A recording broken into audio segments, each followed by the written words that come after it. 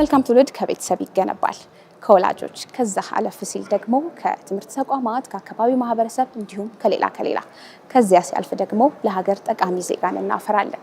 እንደምን አላችሁ ተመልካቾቻችን? ዛሬም ከስቱዲዮ ወጣ ብለናል። ዛሬ ደግሞ ለአንድ የመጽሐፍ ምረቃ ነው ወጣ ያለው። የዶክተር ደረጀ ፍቃዱን ታማኝ ትውልድ የተሰኘ መጽሐፍ ልናስመርቅ እዚህ ተገኝተናል። እንግዲህ በዛሬው ዕለት ደግሞ የተለያዩ ጥሪ የተደረገላቸው ሚኒስትሮች፣ አባገዳና ሀደ ስንቄዎች እንዲሁም ሌሎች የኪነ ጥበብ ባለሙያዎች እዚህ ይገኛሉ። ወደ ውስጥ ገብተን ምንድነው በዛሬው ዕለት የምንቃኘው የሚለውን ወደ እናንተ የምናደርስ ነው የሚሆነው። እስከ ፕሮግራማችን ፍጻሜ ድረስ አብራችሁ ሁኑ።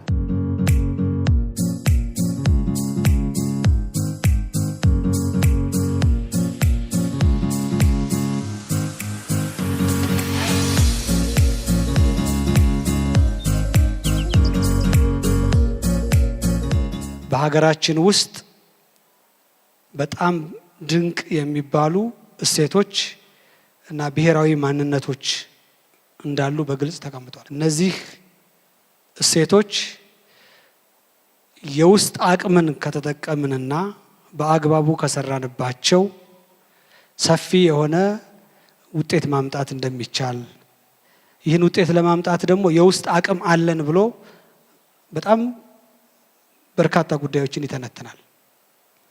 እነኚህን የውስጥ አቅም ተጠቅመን ርዕይ ከሰነቅን፣ የንስር ርዕይ ነው የሚላቸው በመጽሐፉ፣ ርዕይ ከሰነቅን ይህን ርዕይ በማሳካት ብሔራዊ አንድነታችን፣ ብሔራዊ ጥቅማችን፣ ጠንካራ ኢትዮጵያዊ ዜጎች መገንባት፣ ሀገር መመስረት፣ የሀገር ግንባታ ሂደታችን ማጠናቀቅ፣ ኢትዮጵያ በዓለም ተወዳዳሪ ስመጥር ፍጹም ሰላም የሰፈነባት በምጣኔ ሀብቷ ያደገች የበለጸገች ሀገር ማድረግ እንደሚቻል በግልጽ በቀላል ቋንቋ አስቀምጧል።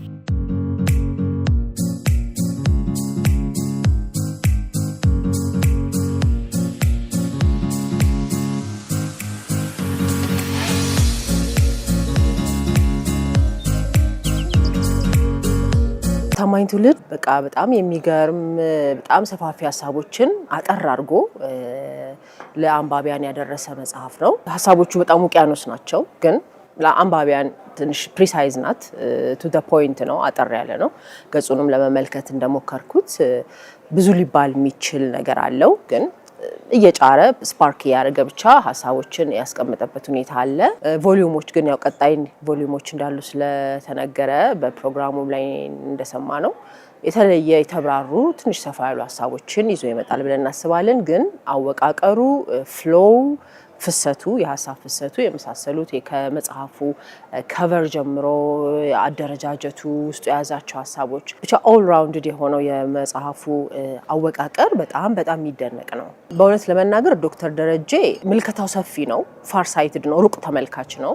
በጣም በዚህ ወጣትነት እድሜ ይሄን የመሰለ መጽሐፍ ሲጽፍ እንዳልሽው እነዚህ ነከሮች መነካካት ፈልጓል። ሰዎች በአንድም በሌላ አግባብ ያላቸው ወይም ደግሞ ጥሩ ዜጎች ሲቲዝንሺፕ ኤጁኬሽንን ጨምሮ በደንብ ጥሩ የግንዛቤ ማስጨበጫ ፕሮግራሞች ቢኖሩ እላለሁኝ። ይሄ መጽሐፍም ኮንትሪቢዩት ያደርገው ነገር ቀላል አይደለም።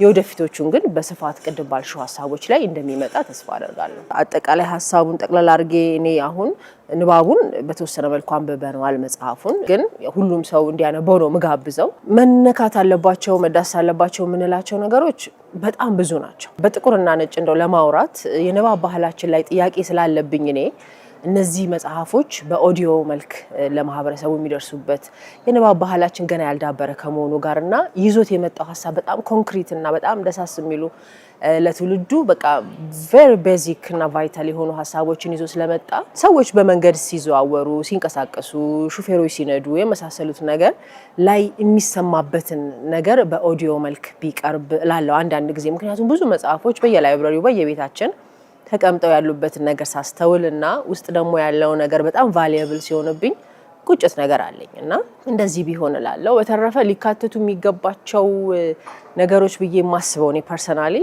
ትውልድን ከመገንባት አንጻር ሊሰሩ የሚገቡ ተቋማቶች አሉ። ቤተሰብ፣ ትምህርት ቤት፣ የሃይማኖት ተቋማት፣ መንግስትና ሚዲያ 5 ናቸው። እነዚህ ተቋማት ላይ በጣም በትኩረት መሰራት እንዳለበት ይሰማኛል። ትውልድ በስነ ምግባር እንዲታነጽ፣ ታማኝ ትውልድ እንዲሆን፣ አገር ወዳድ እንዲሆን፣ ማንነቱን፣ ታሪኩን፣ ባህሉን ወደ ኋላ የሚመለከት ትውልድ እንዲፈጠር ትውልድ ላይ ምን ያክል መሰራት እንዳለበት ቤተሰብ የሚለው ተቋም ላይ ቤተሰቡ ራሱ አወቃቀሩ ከተበላሸ ብዙ ነገሮች ፋውንዴሽኑ ይናጋልና እንደዚህ አይነት በጣም ከስር መሰረቱ ነገሮችን የማከም አካሄዶቻችንን የማስተካከል ነገር ካለ ምን ፈልገውን ትውልድ እናያለን ብዬ ተስፋ አደርጋለሁ።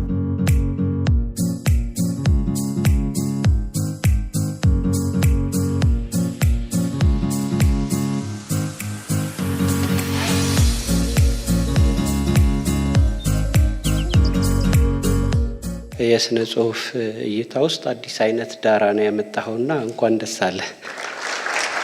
ድህነት ታሪክ ይሆናል። የዛሬዋ ዓለም ማዕድንን ፍለጋ መሬትን ትቆፍራለች። የነገዋ ኢትዮጵያ ግን ከአየር ውስጥ ፕሮቶን እና ኤሌክትሮን በማጣመር አልማዝና ወርቅን እንደምታመርት አልጠራጠርም። ለምን ዛሬ እንጠፋፋለን? ለምን ለትንሽ መሬት ብለን ደም እንፋሰሳለን? ዛሬ የምንጣላበት ድንጋይ ወደ ምግብነት፣ ወደ ልብስነት ወይም ወደ ማንኛውም የግንባታ ዕቃነት ይቀየራል። ድህነት ታሪክ ሆኖ ሲቀር ያን ጊዜ አለማወቃችንን ተመልሰን ስናስብ ያበሳጨናል፣ ያስገርመናል። ይህ የኢትዮጵያ ፈጣን ወይም የፈጠራ ታሪካችን ነው።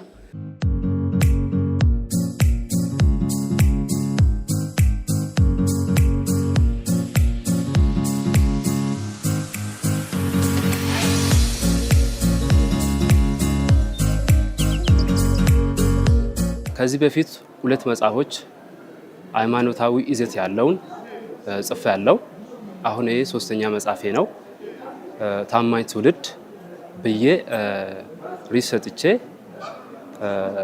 ለማስመረቅ አብቅቻለሁ። ስነ ምግባር ላይ የሚያተኩሩ መጽሐፍቶች ናቸው። በሃይማኖታዊ ዙሪያ እንዴት ሰው ሃይማኖት ውስጥ መቆየት እንደሚችል እንደዚሁም ደግሞ እንዴት ሃይማኖቱን ይዞ እስከ መጨረሻ መቀጠል እንዳለበት የሚያወሩ የሚተነትኑ መጽሐፍቶች ናቸው ከዚህ በፊት። አሁን ደግሞ ታማኝ ትውልድ ስለ አገራዊ እሴት ታማኝነትን ለአገር፣ ለራስ፣ ለወገን፣ ለቤተሰብ መሆኑን የሚያሳይ በብሔራዊ ጥቅም ጋር ተሳስሮ የቀረበ መጽሐፍ ነው። በአፋን ኦሮሞ ሰፉ የሚባል ሰፉ ማለት እሴት ነው። ሰው ሰፉን ስለቅ ነው አገሩንም የሚጠላው ቤተሰቡንም የሚጠላው። ሰፉ ካለ ዲሲፕሊን ካለ ሁሉ ነገር እንዳለ ነው። ስር መሰረቱ ከሰፉ ስለሚጀመር ያ ደግሞ ሰፉ ያለው ሰው በሁሉም ዘንድ ተቀባይና ለአገርም ለወገንም ደራሽ ስለሆነ ዲሲፕሊን መብት ሳይሆን ግዴታ ነው። ቤተሰብ ጋር እንደ ማንኛውም ሰው ነው ያሳደጉን።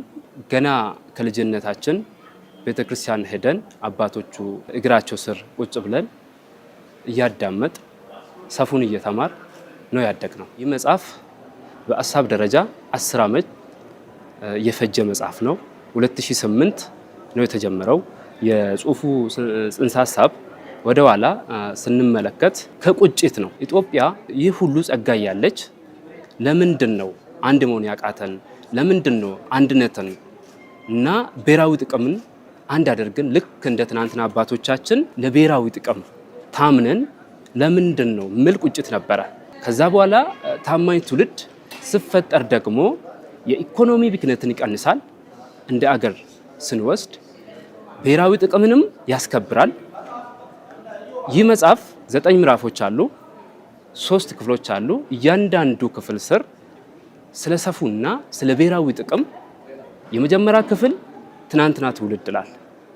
ያለ ትናንትና ዛሬ የለንምና ያለ ዛሬ ደግሞ ነገ የለምና ለታማኝ ትውልድ ለብሔራዊ ጥቅም ለሶስቱም ትውልድ አስፈላጊ ስለሆነ ለዛሬ ብቻ አይደለም ለነገም ስለሚያስፈልግ ነገ ብሩህ ተስፋ ያላት ሀገር ስለሆነች ታማኝ ትውልድ ያስፈልጋታል።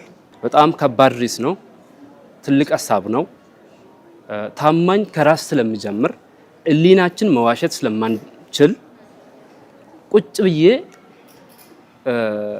ወደ 20 ሪሶች ሊስት አድርጌ የትኛው ላይ እኔ ጋር ይሄዳል፣ የትኛው ጋር አገር ላይ ይሄዳል ምን ካየሁት በኋላ እየጻፍኩ መሃል ነው ታማኝ ትውልድ የመጣው። እንግዲህ መጽሐፍ ሲጻፍ ራሽናል መሆን አለበት። ለአንድ ትውልድ ብቻ መጽሐፍ ታሪክ የለም። ስለዚህ መጽሐፉ ለትናንትና ትውልድም ለዛሬ ትውልድም ለነገ ትውልድም ስለሚውል ራሽናል ነው። በአንድ ጊዜ ወይ ደግሞ በአንድ ዓመተ ምህረት ጊዜ ተነቦ ምቆም አይደለም። ዓመታትን ተሻግሮ ምንነበብ መጽሐፍ ነው። ይህ መጽሐፍ ምንድነው? ቮሉም 1 ነው። እኔ ከዚህ በኋላ እዚህ ላይ ነው የምሰራው። ስለ ታማኝ ትውልድ፣ ስለ ብሔራዊ ጥቅም በቻልኩት መጠን ቮሉም 2 ይመጣል፣ ቮሉም 3 ይመጣል። ይሄ ኢንትሮዳክሽን ነው። መጀመሪያ ከራሳችን ነው። ሰው ሕሊናውን መዋሸት ስለማይችል ራሱን ለራሱ ታምኖ ለቤተሰብ ታምኖ ለአገር ታምኖ ሲቆይ ነው ለሁሉም የሚሆነው። ስለዚህ ትውልዱ ምን ማድረግ አለበት ምለው ጥያቄ ትውልዱ መጀመሪያ ወደ ራሱ እሴት ወደ ራሱ ሰፉ መመለስ አለበት። እንደዚህ ስንል ደግሞ ቴክኖሎጂን አንጠቀምም ማለታችን አይደለም። መጽሐፉ ክፍል 2 ላይ ያነሳል። የዘመናችን በኩ የሆነ በእጃችን ምን ይዘው ቴክኖሎጂ ሰፉ ጋር እሴቶቻችን ጋር እንዴት አብሮ ሄዳሉ እምል እሱንም በሰፊ ተነትናል። ስለዚህ ምንድነው ለነገም ለዛሬም ለትናንትናም ታማኝ ትውልድ ለሀገር ያስፈልጋል። ታምነን ሀገራችንን እናገልግል ነው የምለው።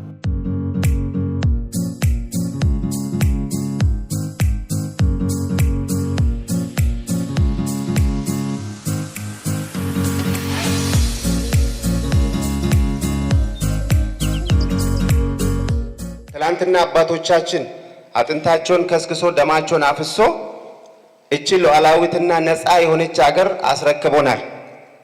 እኛስ ዛሬ ኢትዮጵያን ተቀብለን ለማሻገር ብልጽግናውን ለማረጋገጥ አንድነቷን ለመጠበቅ ከእያንዳንዱ ትውልድ ምን ይጠበቃል የሚል ጥያቄ ነው የሰነዘረው። እያንዳንዱ ሰው ራሱን እያንዳንዱ ዜጋ እያንዳንዱ ትውልድ በተለይ ወጣቱ ራሱን እንዲጠይቅ ነው። አንድነት፣ ሉዓላዊነት፣ ክብር፣ ሰፉ ተብሎ ቅድም የተገለጸው በጣም ትልቅ ቦታ የሚሰጠው በማህበረሰቡ እሴቶቻችን ውስጥ ተገንብቶ ያለ ነገር ግን ያልተጠቀምንበት በአንድም ሆነ በሌላ እየተሸራረፈ እዚህም እዛም የሚታዩ ችግሮች ጸጋን ሳይሆን ችግርን፣ መተባበርን ሳይሆን መራራቅን፣ አብሮ ተባብሮ ሀገርን መገንባት ሳይሆን ደግሞ ሌላ ችግሮችን ማየት ላይ ያተኮረው ይሄ ስለጠፋ ነው ወይም ደግሞ ይሄ ማየት ባለመቻላችን ነው ማለት ነው። ስለዚህ ወንድማችን የመጽሐፉ ምርቃት ወይም ደራሲ ሆኖ መጽሐፍ ብቻ ሳይሆን በዚህ ባለበት ዘርፍ ውስጥ አሁን ተሰማርቶ ባለበት ዘርፍ ውስጥ እጅግ ታማኝነትን የሚጠይቅ ንስር ከፍ ብላ የምትበር ለትናንሽ ችግሮች መሬት ላይ ላሉ ነገሮች ቦታ የምትሰጥ ሳይሆን ፈተናን፣ ችግርን፣ መከራን ወደ እድል እየቀየረች ከፍ ብላ ሰማዩን የመቆጣጠር ኃላፊነትና ጸጋ አላት። የንስር ትውልድ ማለት ይሄ ነው። ሰማዮቻችንን መቆጣጠር፣ ምድራችንን መቆጣጠር፣ ሀብቶቻችንን መቆጣጠር፣ አካባቢያችንን ጸጋችንን መቆጣጠርና በዓለም ተወዳዳሪ ሆነን መገኘት የኢትዮጵያችንን ከፍታ ለማረጋገጥ ከእያንዳንዱ ትውልድ ታማኝነት ይጠበቃል።